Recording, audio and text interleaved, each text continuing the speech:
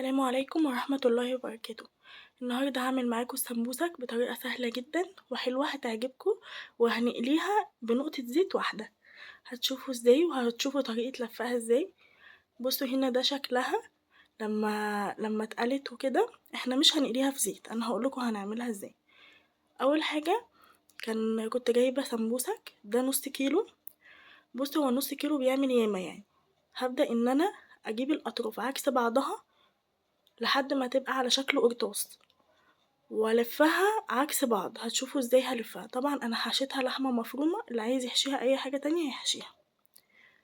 بصوا انا هبدأ ان انا اجيبها العكس ده، تمام، وهبدأ ان انا الفها الجنب التاني والفها هنا كده. يعني هتاخد السمبوسة شكل المثلث، تمام. هعمل معاكم كذا واحدة عشان تشوفوا طريقة لفتها، عشان في ناس قالولي ان احنا مش بنعرف نلفها. على فكرة دي من اشهر واجمل المقبلات على سفرة رمضان، وطعمها بيبقى حلو جدا. اهو بصوا انا بدأت ان انا اجيب من الجوانب كده، واقوم جاية عاملاها على شكل قرطاس. هعمل معاكم كام واحدة ان شاء الله تعجبكم. انا حتى مش مسرعة الفيديو علشان تشوفوا طريقتها. بصوا بقى انا بدأت الفها ازاي عكس الاتجاه اهيت. بصوا بقى شكلها عامل ازاي، شبه المثلث بالظبط. واحدة تانية اهي. بصوا هنجيب الطرف ده كده والطرف التاني عكسه، بقت عاملة زي القرطاس. وهبدأ ان انا احشيها باللحمة المفرومة.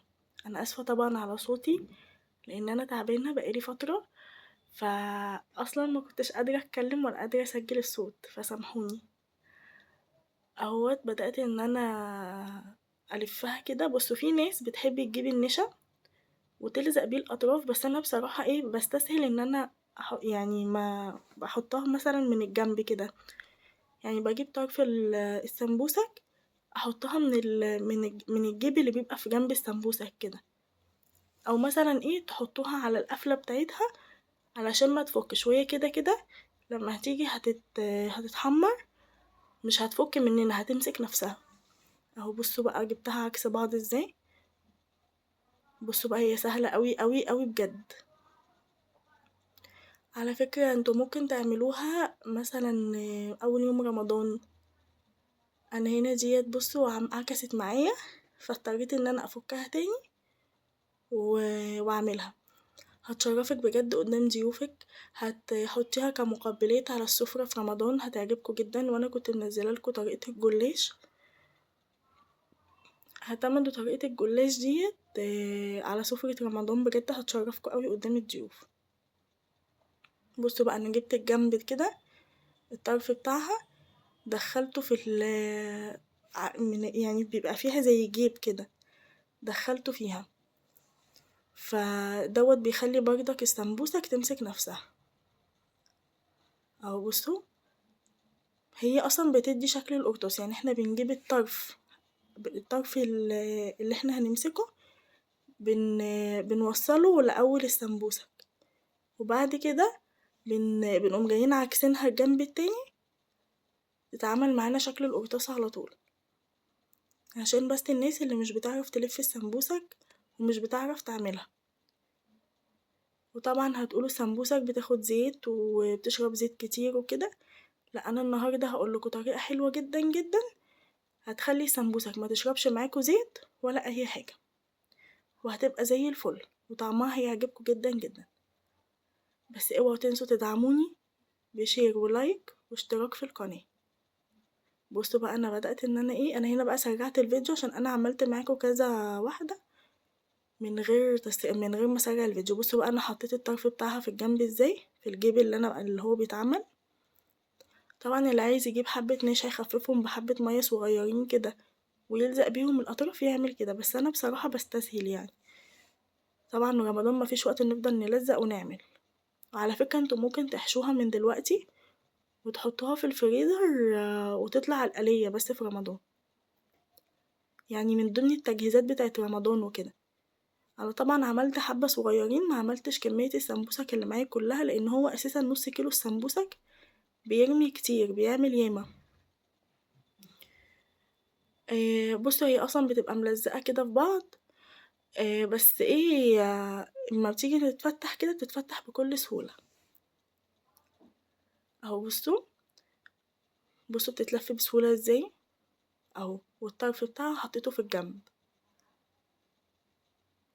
بصي كان هنا دي بقى كانت هي واحدة مقطوعة جوه اللفة بتاعت السمبوسك، اصلا هي محطوطة مقطوعة، بس مش مشكلة يعني، هنسلكها من بعض وهنحشيها.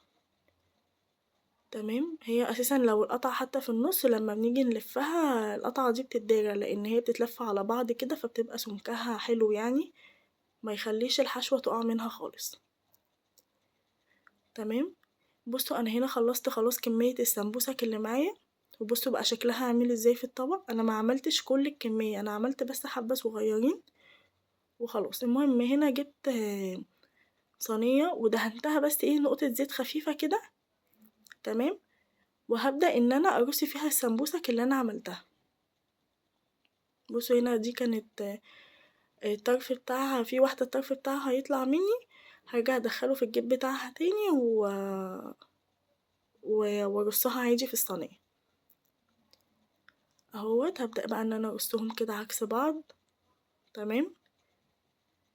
والله هتحبوها قوي قوي، والطريقة اللي انا عملتها بيها دي سهلة.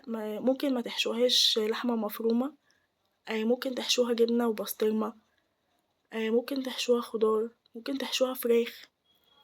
هتعملوا الفراخ عصاج يعني زي العصاج اللي انا عاملينه بتاع اللحمة، ولما تستوي هتبدأوا ان انتوا تحشوا بيها السمبوسك، بتبقى حلوة جدا اهو. بصوا انا هنا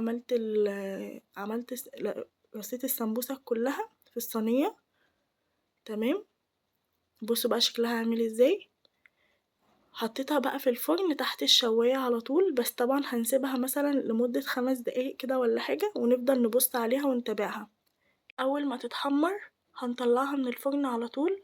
ويا رب طريقتي في السمبوسك تكون عجبتكم.